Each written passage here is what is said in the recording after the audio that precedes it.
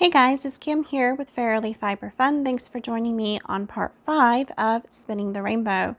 Today we are spinning the Purple Rolags, and I am pre-drafting and enjoying the super long Teeswater lock.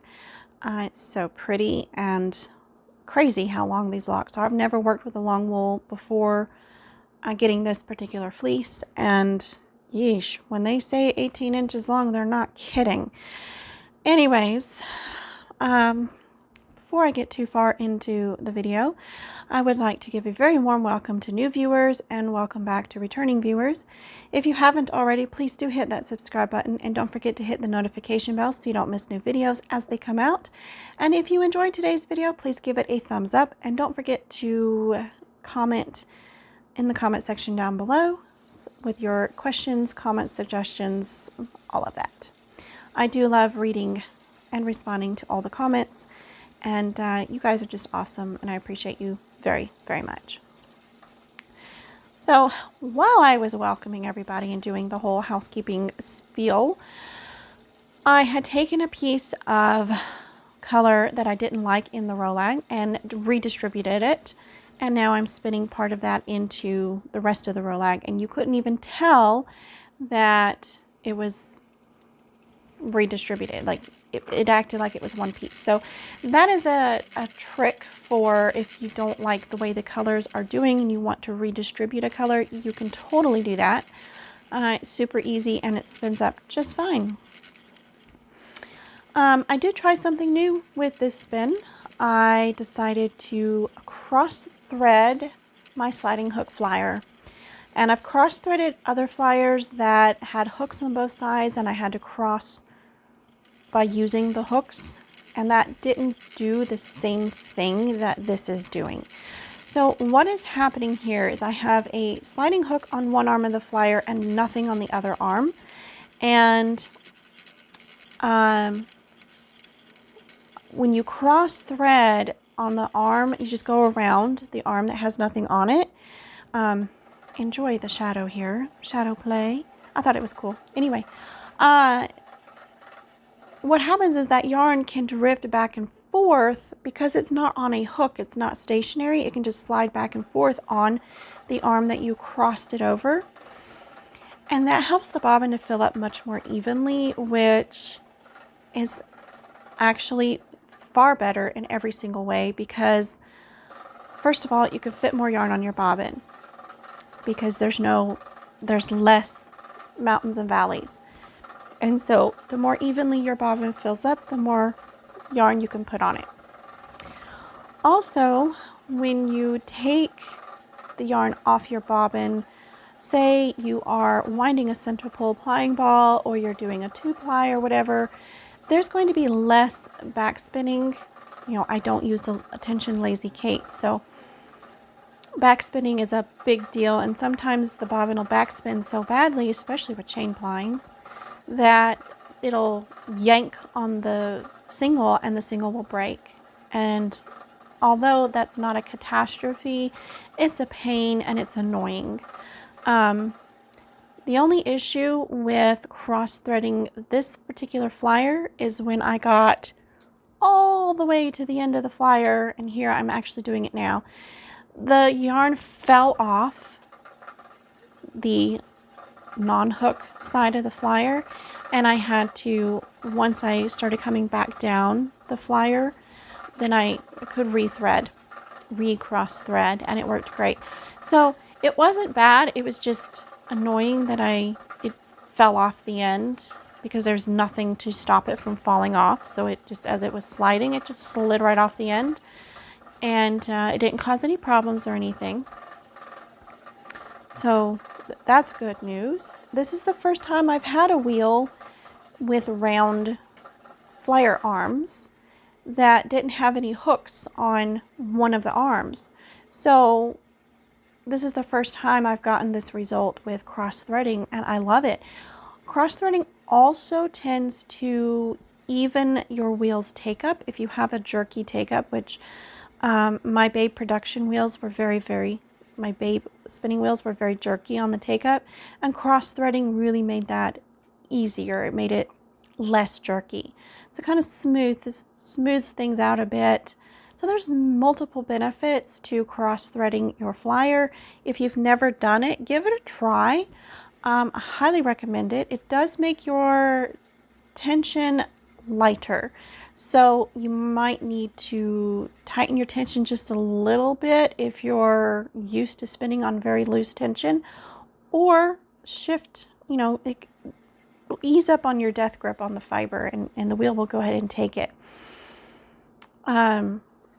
So if you have a death grip, I used to, most new spinners do, and sometimes it's the wheel that causes you to have a death grip. It's not you, because some wheels are so strong on the take up that you can't help but have a death grip on your yarn just to keep the wheel from snatching it away before it gets twisted in it. I don't like wheels like that. So I don't like bobbin lead wheels where the drive band is on the bobbin. I prefer wheels where the drive band is on the flyer, such as this wheel, the Magicraft Rose. There's a brake band on the bobbin, but what is generating the twist, what is connected to the drive wheel, is the flyer itself. And that's just my preference. Everybody has their preferences and everybody spins differently. This is mine. And so every wheel I get from now on, is, unless it's a big art yarn wheel, is probably going to be either double drive or flyer lead, which right now my brain cannot remember the difference between which one is Scotch tension, which one is Irish tension.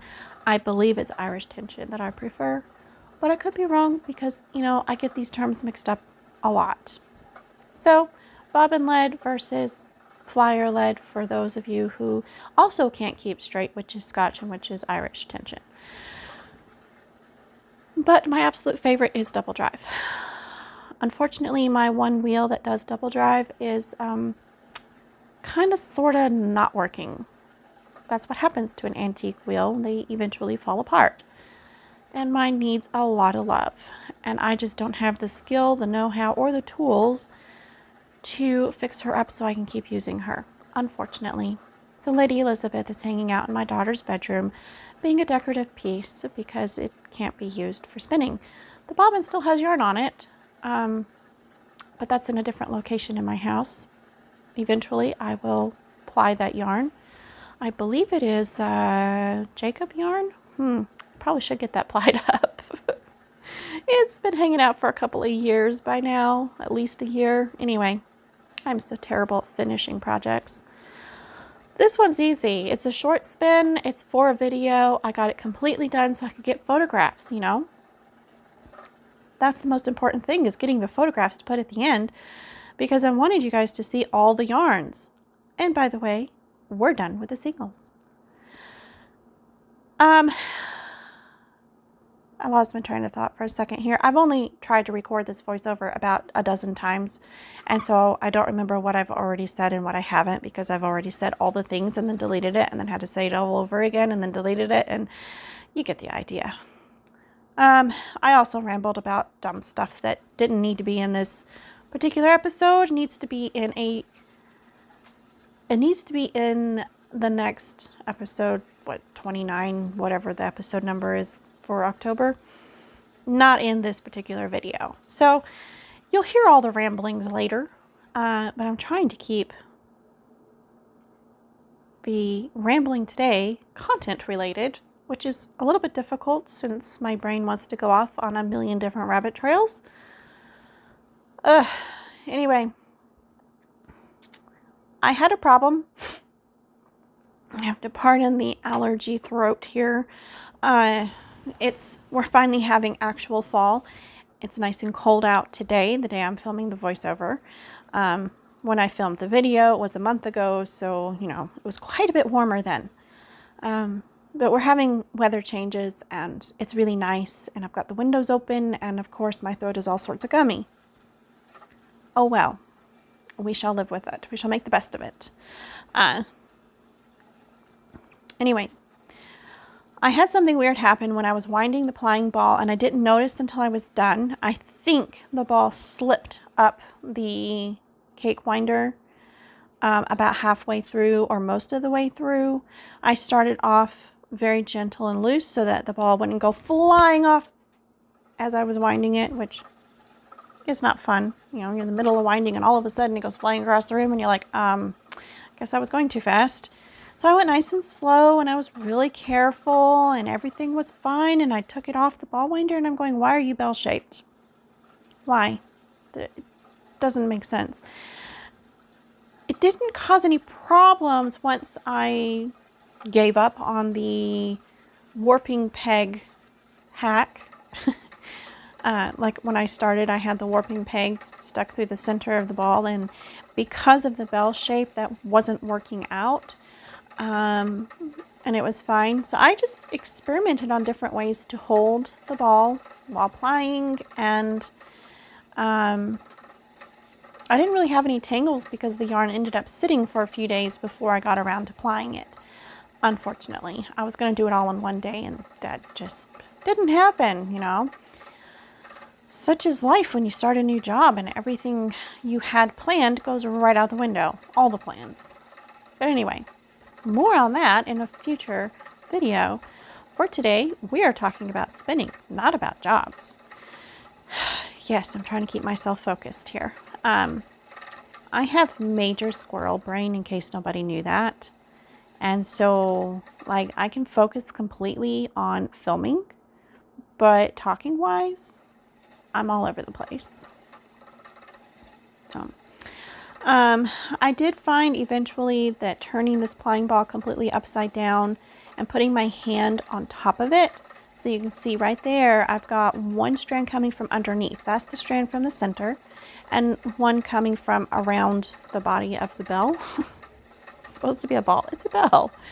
And so I just held it upside down, and sometimes, like you saw, I was turning the ball in my hand, and sometimes I put my hand on top, and I would grab the outer thread as it came off the outside of the ball to tension it, because I was having tension issues, which is probably the biggest issue with center pull plying like this, is you have one tension on the thread coming from the center of your ball and a different tension from the thread coming off the side, and it can cause some texture in the plying, in the finished yarn, which, you know, I'm not a perfectionist. I don't care. I don't enjoy plying, and I'm not picky enough to, I mean, I enjoy it. I just don't enjoy it as much as spinning the singles.